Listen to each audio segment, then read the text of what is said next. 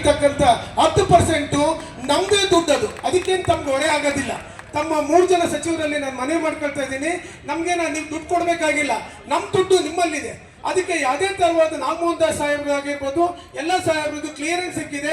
ತಾವು ದೊಡ್ಡ ಮನಸ್ಸು ಮಾಡಿ ತಾವು 10% ಸುಮಾರು 6 ವರ್ಷದಿಂದ ಇಟ್ಕೊಂಡಿದ್ದಾರೆ. ಅಧಿಕಾರಿಗಳು ನಿಮಗೆ ಕರೆಕ್ಟಾಗಿ ಹೇಳ್ತಾ ಇಲ್ಲ, ಮಾಹಿತಿ ಕೊಡ್ತಾ ಇಲ್ಲ. ಅದಕ್ಕೋಸ್ಕರ 10% ಇಮಿಡಿಯೇಟಾಗಿ ರಿಲೀಸ್ ಮಾಡಬೇಕಂತಂದೇಳಿ ಮಾನ್ಯ DCM ಸಾಹೇಬರಿಗೆ ನಮ್ಮ ದುಡ್ಡು ಇಟ್ಕೊಂಡಿರೋದ್ರಿಂದ ಅದು ಕೊಡಬೇಕು ಅಂತಂದೇಳಿ ರಾಜ್ಯ ಸಂಘ ಗುತ್ತಿಗೆದಾರರ ಪರವಾಗಿ ಅವ್ರು ಮನವಿ ಮಾಡ್ಕೊಳ್ತಾ ಇದ್ದೀನಿ ಸ್ನೇಹಿತರೆ. ಆಮೇಲೆ ಹಲವಾರು ನಿಮ್ಮ ಇಲಾಖೆಯಲ್ಲಿ ಕುಂತಿರೋರು ಯಾರೂ ಇಲ್ಲ, ಹಲವು ಬೇರೆ ನಿಮ್ಮ 3 ಜನ ಬಿಟ್ಟು ಬೇರೆ ಇಲಾಖೆಗಳು ಮಧ್ಯವರ್ತಿಗಳಿದ್ದಾರೆ.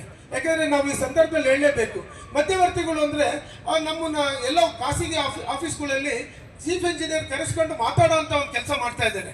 ದಯವಿಟ್ಟು ತಾವುಗಳು ಯಾಕೆ ಅಂದರೆ ನಿಮಗೆ ಸಂಬಂಧಪಟ್ಟಿದ್ದು ಅಂದರೂ ಕೂಡ ನಿಮಗೆ ಜವಾಬ್ದಾರಿ ಸ್ಥಾನದಲ್ಲಿ ಇದ್ದೀರ. ತಾವು ಮುಂದೆ ಇನ್ನೂ ಉನ್ನತ ಹುದ್ದೆಗೆ ಹೋಗೋರು ಇದ್ದೀರ. ತಾವು 3 ಜನನು ತಮಗೆ ಅವ್ರನ್ನ ಯಾರು ಅಂತಂದೇಳಿ ಮಾನ್ಯ ಮುಖ್ಯಮಂತ್ರಿಗಳ ಹತ್ರ ಚರ್ಚೆ ಮಾಡಿ ಅದನ್ನು ಕಡಿವಾಣ ಹಾಕಬೇಕು.